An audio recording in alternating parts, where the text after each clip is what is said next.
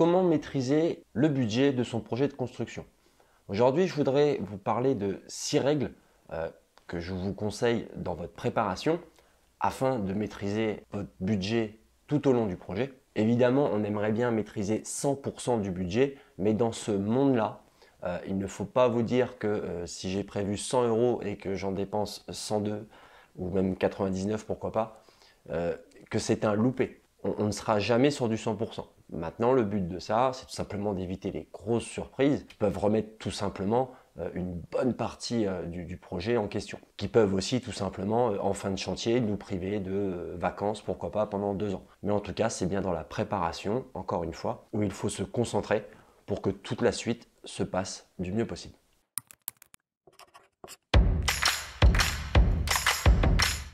Donc maîtriser le budget de son projet, c'est quelque chose d'extrêmement important puisque souvent les soucis arrivent durant le chantier et donc on va être impacté émotionnellement, stressé, fatigué. Par rapport aux 6 règles que je vais vous énoncer, des principes, appelez-les comme vous voulez, je vais probablement faire référence à certaines vidéos où j'ai déjà traité le sujet plus en profondeur.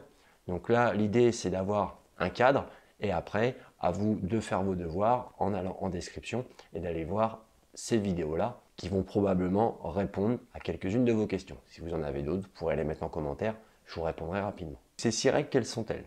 Donc déjà, on va identifier les lignes de dépenses, les catégories. Après, nous allons nous concentrer sur les conséquences des caractéristiques du terrain à bâtir. Vous allez probablement vous garder quelques travaux, même si ce n'est que de la finition, mais on va en parler maintenant parce que ça c'est à la fin et c'est souvent à la fin que les problèmes arrivent. Après nous allons, alors je l'ai intitulé cette règle-là, pousser la conception au centimètre près. Je vais vous donner des exemples concrets, vous allez rapidement comprendre l'importance de ce détail quand je dis au centimètre près. On va parler aussi du fait de s'informer, de lire et surtout de vérifier les sources. Et le dernier point qui est pour moi le plus important, surtout quand c'est la première fois qu'on fait construire, c'est qu'il faut bien faire la différence entre être sûr de soi et avoir confiance en soi. Si vous découvrez cette chaîne et que vous êtes en début de projet, je vous rappelle 3 choses. Abonnez-vous pour ne rien louper. Ne commencez surtout pas la préparation de votre projet en allant voir un constructeur ou la banque. Ce n'est pas à faire tout de suite. Et d'aller faire un tour en description de vidéo à la fin pour ne pas louper d'éventuelles ressources sur le site Mon Projet Mes Choix qui pourraient vous aider. Donc la première chose à faire, avant de vouloir absolument connaître le prix d'une maison, chose qui est très compliquée quand on n'a rien déterminé, et c'est pour ça que derrière il y a le problème de budget, c'est parce qu'on conçoit la maison au fur et à mesure, alors qu'on peut le faire avant et ainsi avoir le vrai prix et savoir ce qu'il faut enlever ou ce que l'on peut ajouter. Donc dans un premier temps, c'est de définir les lignes de dépenses, parce qu'on estime grosso modo le terrain, grosso modo la maison, et après on affine à coût de 5 000, 10 000 par-ci par-là, et donc c'est là où la gestion se fait et pendant que le chantier a lieu, quand tout est lancé. Mais le truc, c'est que on a beau tout bien compter pour le terrain, et encore dans le terrain, il y a plusieurs catégories, dans la maison aussi. Donc à l'intérieur du terrain, il y a différentes choses à penser. Au niveau de la maison aussi, les extérieurs souvent sont sous-estimés. Il y a vraiment beaucoup de choses. Donc ça, il y a une vidéo complète sur le sujet, au niveau des dépenses et des frais annexes. Donc pareil, je vais vous mettre le lien. Donc une fois qu'on a listé tout ça, on va pouvoir raisonner par poste. Les conséquences des caractéristiques du terrain. On a souvent de la viabilisation à faire, ou pour un lotissement, uniquement les raccordements. Évidemment, quand c'est une viabilisation, c'est beaucoup plus cher, c'est beaucoup plus compliqué d'avoir un estimatif le plus proche possible de la réalité, mais il n'y a pas que ça. On va avoir des caractéristiques topographiques qu'il va falloir prendre en compte, puisque la construction, sur des fondations par exemple, on peut avoir un budget qui gonfle, mais qui gonfle très fortement. Et donc ça, dans le choix du terrain, c'est quelque chose auquel il faut penser immédiatement. Donc si vous débutez et que la différence entre viabilisation et raccordement est quelque chose d'un peu opaque pour vous, c'est une de mes premières vidéos d'ailleurs, où je vous fais un topo au tableau, la différence entre viabilisation et raccordement et ce que c'est exactement que la viabilisation. Je m'excuse par avance, c'était une de mes premières vidéos. Le son est, enfin, on entend bien ce que je dis, mais le volume est assez bas. Je n'avais pas encore de micro à l'époque. Le principe numéro 2 bis, on va penser maintenant aux taxes. C'est-à-dire que dans le premier, quand je vous dis de lister, vous savez qu'il y a des taxes, mais on ne peut pas estimer le montant puisqu'on n'a pas encore le terrain. Là, sur cette étape 2, quand on commence à regarder le terrain, et non pas une fois qu'on a le terrain, on peut déjà se renseigner des différentes taxes. Notamment, je vous parle de 2 taxes. C'est la taxe d'aménagement, qui avant s'appelait la TLE, parce que des fois on vous parle de TLE, sachez que TLE et taxe d'aménagement, pardon, c'est la même chose. Et la taxe d'assainissement. Taxe d'aménagement, j'ai fait une vidéo dessus où je vous explique le détail, mais sans parler de détail, il faut savoir que c'est calculé avec une part pour la commune, une part pour le département. Et ce que je peux vous garantir, c'est qu'à 4-5 km d'écart entre 2 communes, qui toutes les deux pourraient vous intéresser, on peut avoir une part communale qui est nettement plus grande d'une commune à une autre, pourtant dans un même secteur, et on peut très bien passer, je vous donne un exemple, de 5 000 à 10 000, pourquoi pas 15 000 euros de taxe d'aménagement. Ça, je l'ai déjà vu. Pour l'assainissement, c'est la même chose. Il y a des mairies qui prennent tout en charge, donc pour le raccord aux eaux usées. Il y a des mairies qui participent et il y a des mairies qui ne participent pas du tout. Donc là, je vais vous donner une fourchette juste pour que vous vous rendiez compte qu'il faut vraiment aller en mairie. C'est que moi, dans ce que j'ai constaté, de par mon activité, j'ai vu du 300 euros, j'ai vu jusqu'à 5 000 euros. Pour des choses, des fois, similaires en termes de distance et de travaux. Parce que la mairie ne participe pas de la même façon. Donc ça, c'est des choses qu'on peut demander sans avoir signé le terrain. Donc définir les travaux que vous allez faire vous-même ou peut-être, j'insiste vraiment beaucoup là-dessus parce que pour le coup, ça fait près de 20 ans que je constate dans le magasin dans lequel je travaille que c'est mal fait. Le truc, c'est que on sait qu'on peut avoir un imprévu de budget. On peut aussi changer d'avis. Qui ne change pas d'avis pendant un projet de construction, ça n'existe pas. Mais est-ce qu'on pourrait... généralement, les devis, on va les faire avec pour seul objectif d'avoir le bon montant qui colle pour la banque. C'est un objectif, mais du coup, il n'a rien à voir avec le fait d'avoir la maison qu'on souhaite. Les devis, aujourd'hui, c'est assez simple à réaliser. Pour les travaux que vous faites vous-même, vous allez dans n'importe quel magasin de bricolage, vos enseignes préférées, celles que vous voulez, peu m'importe. Les devis sont assez faciles à obtenir et vous pouvez en faire plusieurs. L'idée, c'est, j'ai jamais fait de maison, j'ai jamais fait de travaux, j'ai pas forcément les notions de prix. Je ne sais pas ce que coûte un receveur, je ne sais pas ce que coûte une baignoire, un radiateur, une cuisine, peu importe. C'est de faire déjà par rapport à ce que vous voulez.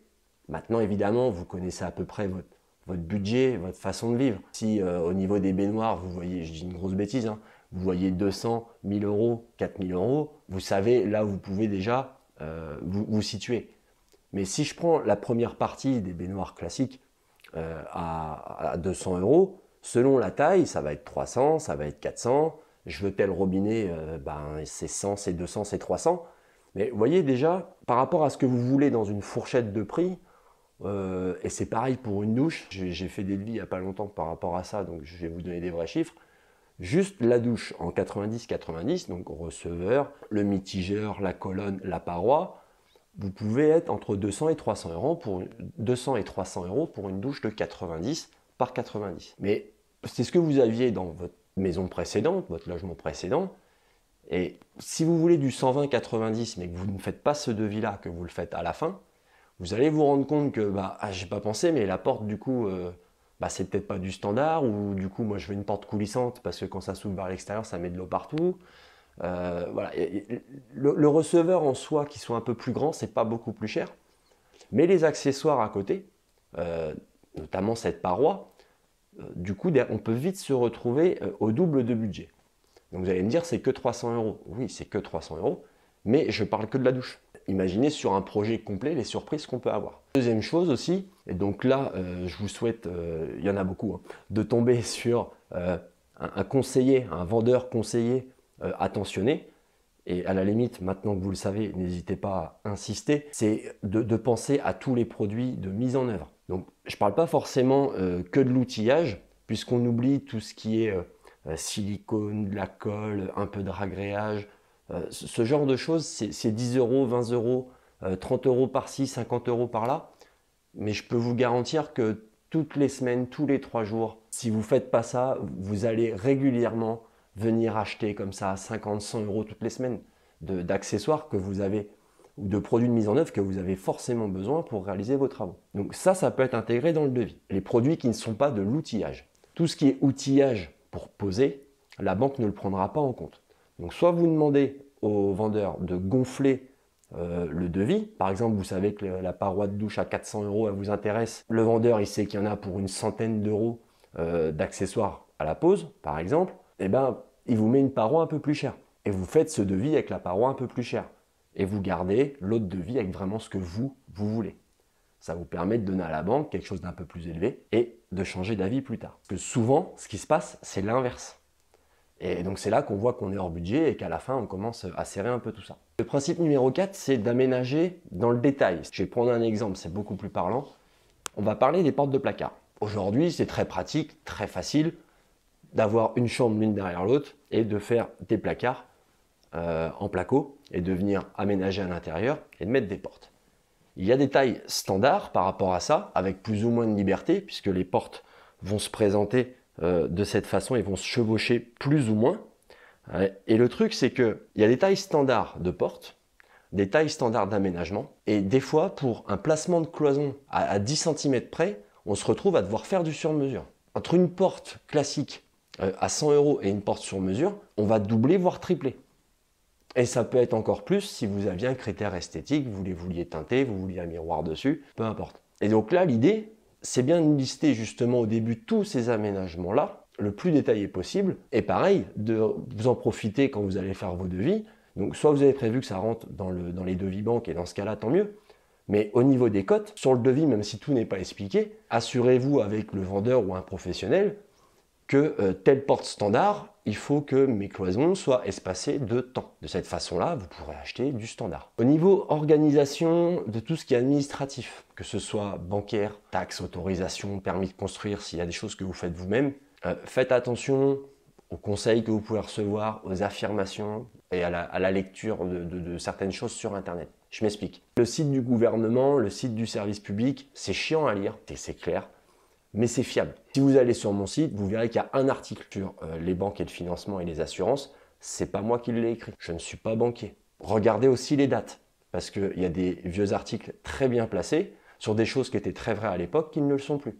Je prends l'exemple de la taxe d'aménagement. Tous les ans, en décembre, janvier, dans ma veille sur les informations administratives, tous les ans, je vais regarder s'il n'y a pas une autre taxe, si la taxe d'aménagement, le montant change tous les ans. Donc, j'ai toujours une modif à faire dans le calcul qui est dans l'article. Mais vérifiez bien ces choses-là, parce qu'il y a des choses qui ne sont pas forcément fausses, qui ne sont pas des arnaques, mais qui ne sont pas de la bonne date, ou des fois qui sont rédigées avec des phrases très affirmatives, et on ne peut pas être affirmatif sur tout. Des fois, il y a des choses, ça peut vous inciter en erreur, chacun son métier. Donc les sites à ne pas louper, les sites en .gouv, le service public, écologie.gouv aussi, puisqu'il y a des choses intéressantes et puis sûrement à venir avec la RE de 2020, puisque plus ça va avancer, plus ça va se préciser. Le site de la MOI pour tout ce qui est juridique, que vous allez vraiment vous retrouver sur quelque chose d'assez concentré. Donc avant d'aller sur le site du gouvernement, vous pouvez aller sur le site La MOI, vous allez gagner un peu de temps. Votre direction départementale des territoires, pour connaître la taxe d'aménagement par exemple, ou s'il y a des choses particulières en votre faveur ou défaveur dans votre département ou dans votre secteur. Et puis au niveau des échanges que vous aurez avec votre entourage, privilégiez des échanges avec des gens qui ont fait construire ou qui ont emménagé. Parce que ça c'est pareil, moi on me demande souvent, dans mon entourage, on ne me conseille pas de construire, les constructeurs c'est tous des arnaqueurs. Et quand je demande si les personnes ont fait construire, 9 fois sur 10, non. Donc à un moment, voilà, dites-vous aussi que ce qui peut avoir déçu quelqu'un, et à l'inverse, ce qui a pu le satisfaire, vous, ça peut vous faire l'inverse, parce que de base, il n'y a pas les mêmes besoins. Je dis souvent qu'un bon constructeur pour quelqu'un peut être mauvais pour vous, et l'inverse aussi est possible. On est amené à se voir souvent, à discuter souvent. Vous pouvez tout simplement tomber sur quelqu'un qui a été top avec votre voisin, mais vous, sa tête et sa façon de parler ne vous revient pas. Donc voilà, les conseils, il faut les prendre. Le partage d'expérience, il faut le prendre. Mais je dis toujours, attention, ça vous permet peut-être d'élaguer des idées. Pour les rendez-vous constructeurs, ça vous permet peut-être de dire, lui, il faut peut-être que j'aille le voir. Mais partez pas en vous disant, c'est mon meilleur pote, il a fait construire avec, donc forcément, avec moi, ça va bien se passer. C'est pas garanti. Oui, ça peut le faire, mais l'inverse est possible aussi. Et le dernier, quand je dis qu'être sûr de soi, c'est différent d'avoir confiance en soi. On peut partir avec des a priori, des choses logiques pour nous. Moi, j'ai souvent le cas en magasin. Une prise électrique entre 5 et 10 euros. Donc, si j'en fais rajouter 10, ça va aller. Oui, mais une prise posée, avec le câble et tout ce qui va bien, on est plutôt sur du 50-60 euros TTC. Donc quand vous allez arriver à la map, par exemple, si vous passez par un constructeur, il y a le rendez-vous de mise au point technique, vous allez demander de rajouter vos 10 prises et il va vous dire 600 euros. Et là, vous allez partir en vrille parce que ben non, c'est pas du tout ce que vous avez vu. Donc ça va peut-être en faire sourire certains qui connaissent les prix avec les artisans, mais clairement, quand on n'a jamais fait construire, moi, je ne peux pas en vouloir à quelqu'un de se dire qu'une prise, c'est pas cher. Alors pas cher, c'est subjectif, mais en tout cas, dans l'estimation du budget, il y a plein de choses comme ça qui peuvent vous décevoir parce que pour vous, c'était évident. J'ai eu quoi dernièrement aussi, dans la salle de bain, il est fréquent qu'on ait une fenêtre qui donne plus ou moins devant la vasque ou devant la douche. Pour beaucoup de personnes, c'est évident qu'une fenêtre placée de cette façon, le verre doit être opaque, ce qui génère une plus-value de la fenêtre. Mais si vous ne demandez pas ce genre de détails, bah vous aurez une fenêtre normale. Donc après, la solution, entre parenthèses, que j'ai donnée, c'est qu'il existait des films collants opaques qui étaient beaucoup moins chers que de mettre une vitre opaque. Mais il y avait une solution, c'est pas le souci, mais le premier réflexe de cette personne-là, ça a été de me dire, bah ouais, enfin bon, le constructeur, il aurait dû le prévoir, c'est logique, c'est la salle de bain, d'en face on me voit. Bah ouais, mais non, lui il s'en fout. Si vous voulez ce genre de détails, c'est à vous d'y penser. Donc c'est ça que je voudrais que vous reteniez, c'est que il ne faut pas forcément se dire que ce sujet-là, il n'y a pas à le creuser, que ça c'est évident, que telle chose va être posée comme ça, parce que bah, c'est comme ça que c'est le plus joli, donc forcément, je prends l'exemple d'un carrelage, il va le poser comme ça. Non, non, non, si vous voulez une certaine symétrie, un certain départ au niveau de la porte d'entrée, ou vous, plutôt dans votre salon, j'en sais rien, c'est des choses à voir avec les pros. Si vous leur dites rien, ils vont faire comme pour eux, ou comme ils font d'habitude, mais vous, ça vous gênera peut-être. Donc voilà, ce qui est évident pour vous, dans votre façon de vivre au quotidien, ne l'est pas forcément pour les pros, pour le constructeur, le maître d'œuvre. Donc n'hésitez pas, posez des questions. On me dit souvent, ah, j'en ai marre de poser des questions, j'ai l'impression d'être chiant, d'être chiante, d'être bête. On s'en fout. Vous investissez dans un projet de vie, il faut que ce soit au top. Après, si vous ne posez pas la question ou vous la posez trop tard, vous regretterez.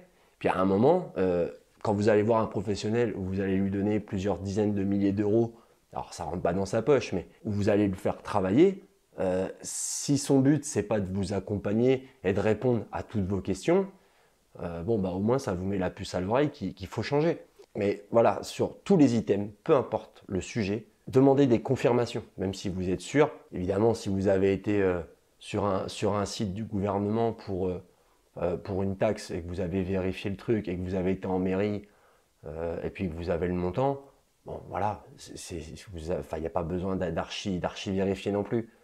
Mais faire valider ce que l'on pense, c'est vraiment important. Parce que quand on n'a jamais fait, on a quand même plus de chances de taper à côté que l'inverse. Donc pour tous ces détails-là, plutôt sur ce qui concerne la maison, je vous invite à passer en description, à lire le menu d'un programme tout simple que j'ai mis au point pour tout lister au niveau de la conception de la maison, tous les points qui sont fréquemment oubliés, pas anticipés, ou du moins auxquels on n'a pas pensé, et puis bah, on se rend compte à la fin que finalement on aimerait bien telle ou telle chose, et ça fait faire des modifs dans les travaux, ça vous fera faire des modifs l'année suivante. Donc voilà, au-delà du budget, ça permet aussi, ce petit programme-là, de penser à un maximum de choses, et justement de pouvoir aller voir les professionnels avec « moi je veux ça, ça, ça en plus, vous c'est quoi votre prix ?» Au moins vous pourrez comparer, et non pas subir le pendant le chantier où vous êtes déjà engagé, où le prix qu'on va vous proposer finalement sera très dur à négocier parce que vous ne pourrez pas aller voir ailleurs. Donc ça, c'est bien de le faire avant. Je vous dis à bientôt. Si ça vous a plu, n'hésitez pas à appuyer très fort sur le bouton j'aime. Si vous avez des questions, des remarques, n'hésitez pas, les commentaires sont faits pour ça et moi je vous réponds très vite. Bye bye.